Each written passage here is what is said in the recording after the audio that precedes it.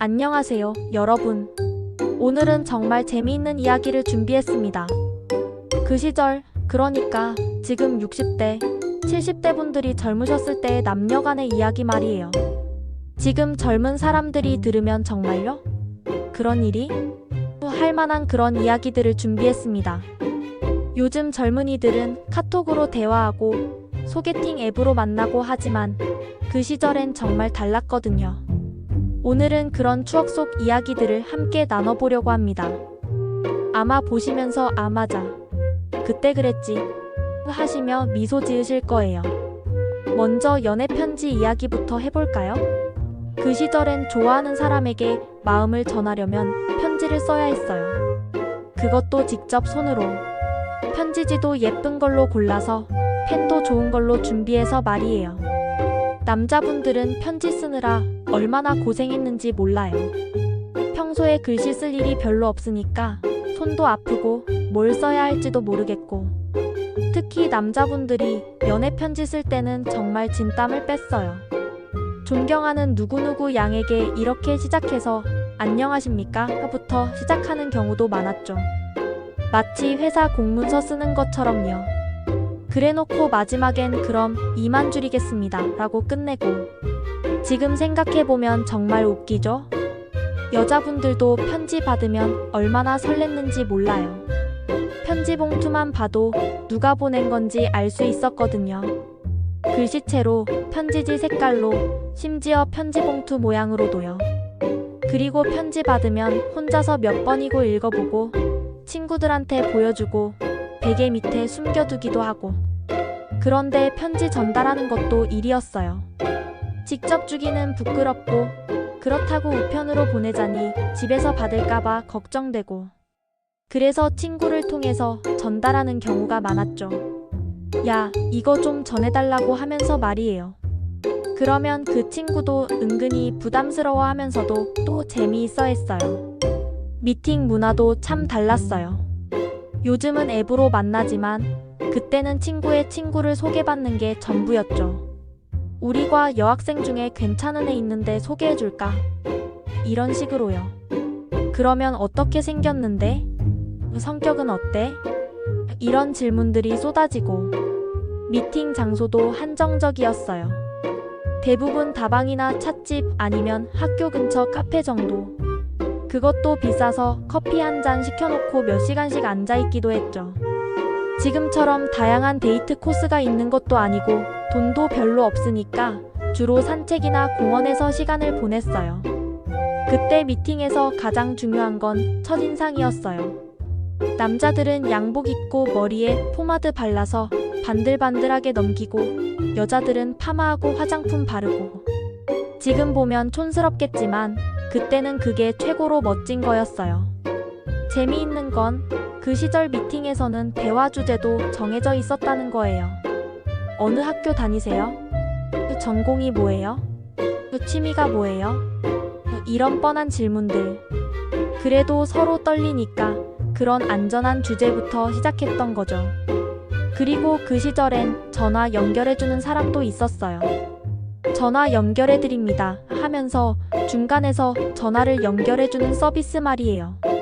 지금의 소개팅 앱 같은 역할이었죠. 목소리만 듣고 만날지 말지 정하는 거였어요. 목소리가 참 좋네요. 이런 말로 시작해서요. 데이트할 때도 지금과는 완전히 달랐어요. 남자가 모든 걸 다 준비해야 했거든요. 어디 갈지, 뭘 먹을지 모든 계획을 세워야 했어요. 여자분들은 그냥 따라가기만 하면 되는 거였죠. 물론 그때도 센스 있는 여자분들은 저는 뭐든 좋아요 이렇게 말하면서도 은근히 힌트를 주기도 했지만요. 영화관 데이트도 지금과는 달랐어요. 그때는 지정석이 아니라 먼저 온 사람 순서대로 앉는 거였거든요. 그러니까 좋은 자리에 앉으려면 일찍 가야 했어요. 남자친구가 표 사러 가면 여자친구는 자리 맡고 있고, 팝콘이나 음료수 같은 건 정말 특별한 날에만 사 먹었어요. 그리고 그 시절 데이트에서 빠질 수 없는 게 다방이었어요. 지금의 카페 같은 곳이죠. 그런데 다방에서도 나름의 문화가 있었어요. 구석진 자리에 앉아서 조용히 대화하고 커피 한 잔으로 몇 시간씩 버티고 다방 아주머니도 그런 커플들을 이해해 주셨어요. 젊은 사람들이 어디 갈 데가 있나 하면서요. 소개팅에서 마음에 들면 다음 만날 약속을 잡는데 그것도 복잡했어요. 휴대폰이 없으니까 집 전화로 연락해야 하는데 부모님이 받을까봐 조마조마했죠. 안녕하세요. 저 지난번에 만났던. 이렇게 시작하면 부모님이 우리 딸아들 지금 없는데요 하시고 그러면 언제 전화하면 되는지 물어보고 그 시간에 맞춰서 다시 전화하고 특히 여자분들은 아버지가 전화 받을까 봐 더 조마조마했어요. 아버지들이 딸 전화 받는 남자들에게 별로 호의적이지 않으셨거든요. 누구세요? 하는 목소리부터 벌써 위압적이고 그래서 남자분들도 전화할 때 정말 긴장했어요. 안녕하십니다 하면서 최대한 정중하게. 계절별로도 데이트 패턴이 달랐어요. 봄에는 벚꽃 보러 가고 여름에는 피서지나 계곡, 가을에는 단풍 구경, 겨울에는 글쎄요. 겨울에는 갈 데가 별로 없어서 실내 데이트를 주로 했어요. 백화점 구경하거나 전시회 보러 가거나 그리고 그 시절에는 선물 문화도 달랐어요. 남자들이 여자들에게 주는 선물은 대부분 정해져 있었어요. 꽃, 편지 아니면 작은 장신구 정도. 비싼 건 부담스럽고 너무 싼 건 또 창피하고 그래서 항상 고민이었죠. 꽃도 한 송이씩 주는 게 아니라 꽃다발로 줘야 하는데 학생 신분에는 부담스러웠어요. 여자분들도 남자분들에게 선물을 했는데 대부분 손수 만든 거였어요. 스웨터 짜주기, 목도리 짜주기 아니면 손수건에 이니셜 놓아주기. 지금 생각해보면 정말 정성스러웠죠. 몇 달씩 걸려서 만드는 거니까요. 연애할 때 부모님께 소개하는 것도 정말 큰일이었어요. 지금처럼 자연스럽게 우리 집에 놀러와 이런 게 아니라 정말 진지한 관계가 되어야 부모님께 소개했어요. 그것도 결혼을 염두에 두고 말이에요. 남자가 여자 집에 인사드리러 갈 때는 정말 긴장했어요. 양복 제대로 입고 선물도 준비하고 인사말도 미리 연습하고 안녕하십니까? 저는 이렇게 시작해서 자기소개부터 하는 거였죠. 여자 아버지 앞에서는 더더욱 긴장했고요. 여자분들도 남자 집에 갈 때는 마찬가지였어요. 어머님이 어떤 분일까? 마음에 들어 하실까? 온갖 걱정을 다 하면서 그리고 첫 만남에서 좋은 인상을 주려고 정말 애썼어요. 예의 바르게 조신하게. 그 시절 연애의 또 다른 특징은 편지 말고는 연락할 방법이 거의 없었다는 거예요. 전화도 집 전화뿐이고 그것도 온 가족이 다 듣는 상황에서 해야 하니까 자유롭게 대화하기 어려웠죠. 그래서 편지가 정말 중요했어요. 하고 싶은 말을 다 편지에 담아서 보냈거든요. 장거리 연애하는 커플들은 더 대단했어요. 편지가 유일한 소통 수단이니까 정말 자주 편지를 주고받았어요. 하루 걸러 하루, 어떤 커플은 매일 편지를 보냈죠. 우체부 아저씨가 또 편지 왔네 하실 정도로요. 그리고 그 시절에는 연애할 때 주변 시선도 많이 신경 썼어요. 동네에서 연인끼리 데이트하는 모습을 보면 온 동네가 다 알았거든요. 어머, 저 집 아들 딸이 누구랑 데이트하더라 이런 식으로. 그래서 좀 멀리 나가서 데이트하는 경우도 많았어요. 특히 학교 다닐 때는 더 조심스러웠어요. 같은 학교 학생들끼리 사귀는 걸 선생님들이 별로 좋아하지 않으셨거든요. 공부에 방해된다고 하시면서. 그래서 몰래 만나야 했죠. 방과 후에 학교 뒷산에서 만나거나 아니면 멀리 있는 공원에서 만나거나. 결혼 얘기가 나오면 또 다른 세상이었어요. 혼담이라는 게 있어서 양가 부모님들이 만나서 이런저런 얘기를 나누셨어요. 집안 배경, 재산 상황, 건강 상태까지 다 따져보셨죠. 지금처럼 본인들 감정만으로 결혼하는 게 아니라 가문과 가문의 결합이라는 생각이 강했어요. 그래서 사주팔자도 봤어요. 궁합이 안 맞다고 하면 아무리 사랑해도 결혼하기 어려웠죠.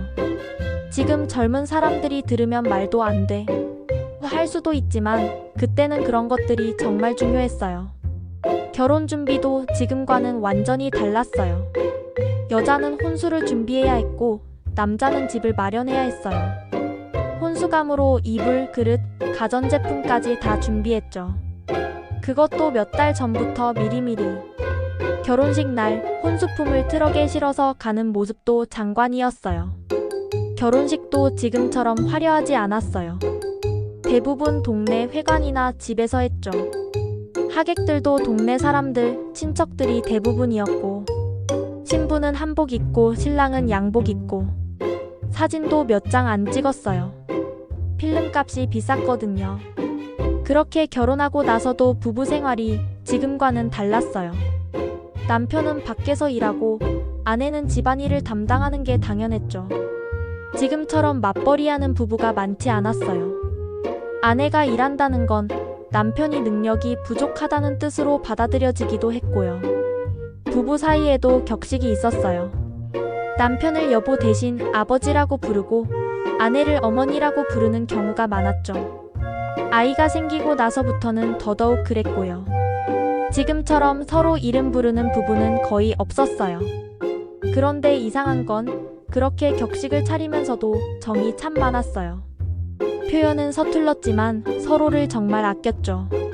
남편이 아플 때 밤새 간병하고 아내가 힘들 때 말없이 도와주고 사랑한다는 말은 잘 안 했지만 행동으로 보여줬어요. 지금 생각해보면 그 시절의 연애와 결혼은 지금보다 훨씬 신중하고 진지했던 것 같아요. 선택의 폭도 좁았고 이혼도 쉽지 않았으니까 한 번 만나면 평생을 함께할 각오로 만났죠.